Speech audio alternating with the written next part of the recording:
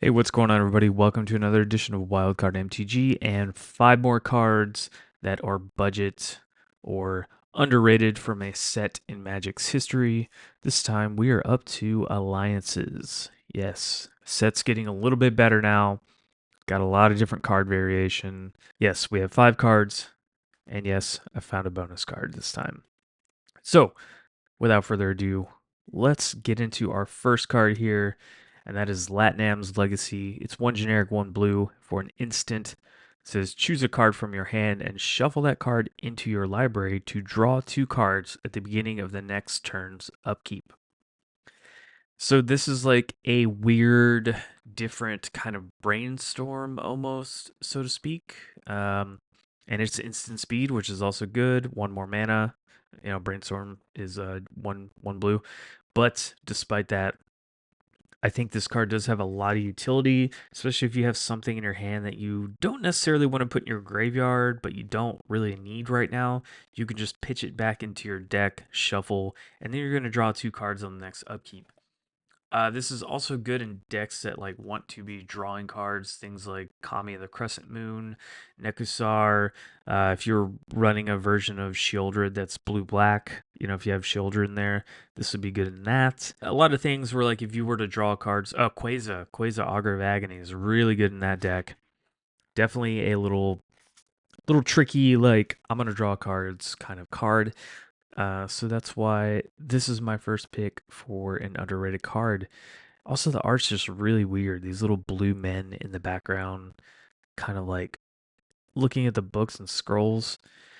Man, old Magic art was just something else. So that's the first card. We're going to move on to our next one here.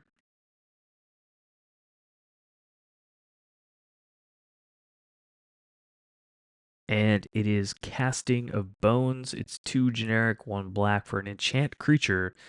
And it says if an enchanted creature is put into the graveyard, draw 3 cards, choose and discard one of those cards. So it is kind of a 3 mana draw 3, but you're going to have to discard one, which is fine. You probably want to play this on something that's going to die, or you can sacrifice just to draw the cards. And again, this would be good in a deck like Shieldred or Quasar, who have black, or Nekusar. Lots of card draw stuff going on in those decks. I guess it's kind of the theme of this. Weirdly enough, as I was like putting this together, it's like, oh, this goes in all these decks. Not on purpose, mind you. Just kind of when I think about looking at cards, what can they go into? So the 3 cost is kind of high. This would also be good in Tatsunori Toad Rider, who cares about enchantments, and you would make the little Kami token if you didn't already have one. Probably really good in that deck as well, I would think, with the Enchantment Matters sub theme of Tatsunori. And you're drawing cards. I mean, it's a 3 mana draw card. Yeah, you're going to be discarding one, but I don't think it really matters because if you're going to discard a land, and it does have to be out of the 3 cards you drew, so keep that in mind as well. So yeah, underrated card, man. It's 3 mana. It's not that bad. I've seen worse card draw spells in black. So with that, let's move on to the next card here.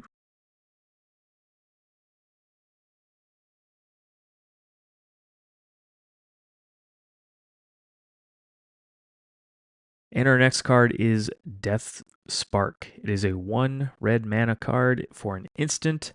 Death Spark deals 1 damage to target creature or player. At the end of your upkeep, if Death Spark is in your graveyard with a creature card directly above it, you may pay 1 to put Death Spark into your hand. So, obviously, like I mentioned in the last episode, this would be really good in those Valgavoth decks or Ob Nixilis or Judith, anything that cares about doing that damage to players, and it's cheap and it's instant speed, and then it has the added effect of if when it goes to your graveyard, if you happen to have a creature that goes to your graveyard after that, anytime during your end step, if that's the case and there's a creature above this card, you can pay 1 to get it back to your hand, which I think is great. Almost like pseudo flashback in a way. Now, obviously, timing it to get a creature in your graveyard is a little harder, but it's completely doable, especially in the decks that I mentioned. This could go in. So for 1 mana, I mean, come on, that's pretty darn good. And that is why I think it's an underrated card and its budget.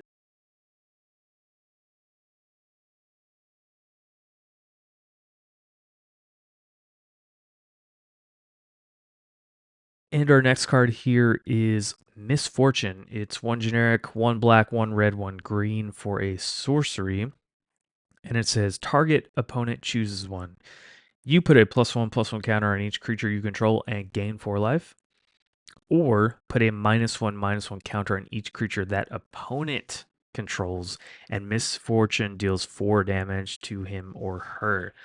I really love cards like this that force your opponents into these really tough choices of, damn, do I give my opponent all these counters and 4 life? Or do I take the hit and screw all my creatures with a -1/-1 and I lose 4 life?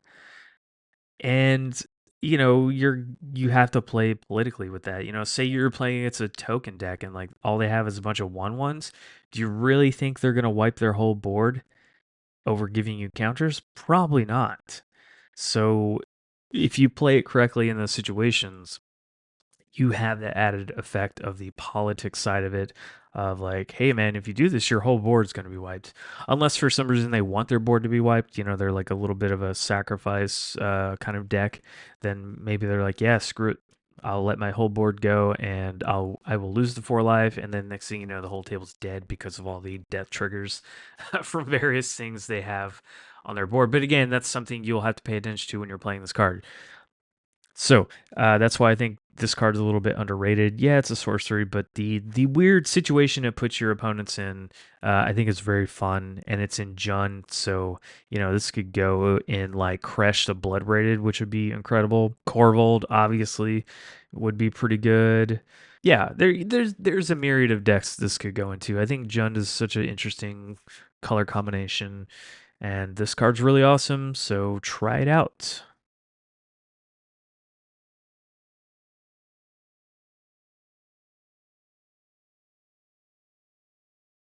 And next up here, we have Scarab of the Unseen. It is a 2 generic artifact. It says tap, sacrifice Scarab of the Unseen to return all enchantments on target permanent you own to their owner's hand.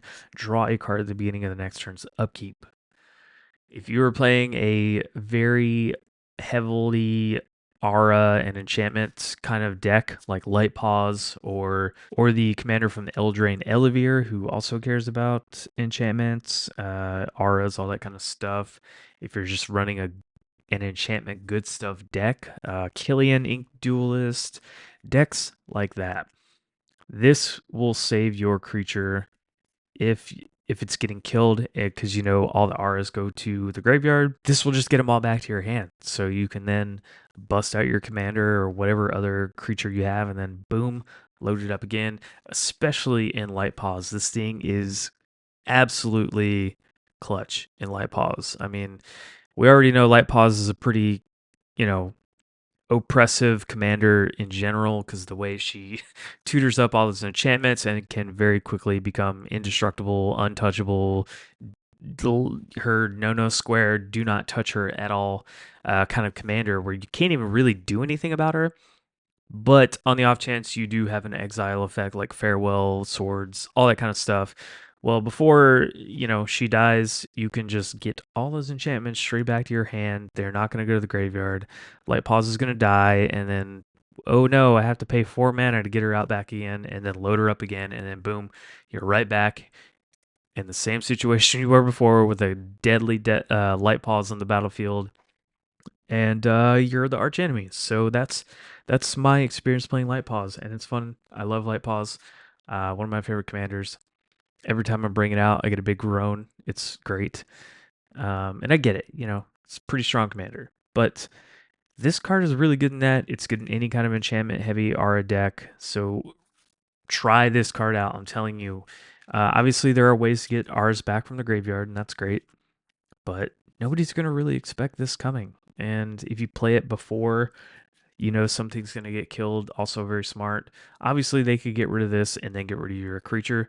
So if you think that's what's going to happen, you can still sacrifice this in response to that just to get everything back to your hand just in case. So, really underrated card.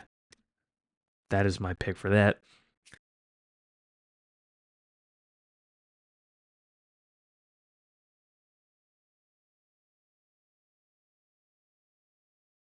And yeah, I found a weird little bonus card here. I figured I would mention. It is Soldier of Fortune. It's a 1 red mana summon mercenary.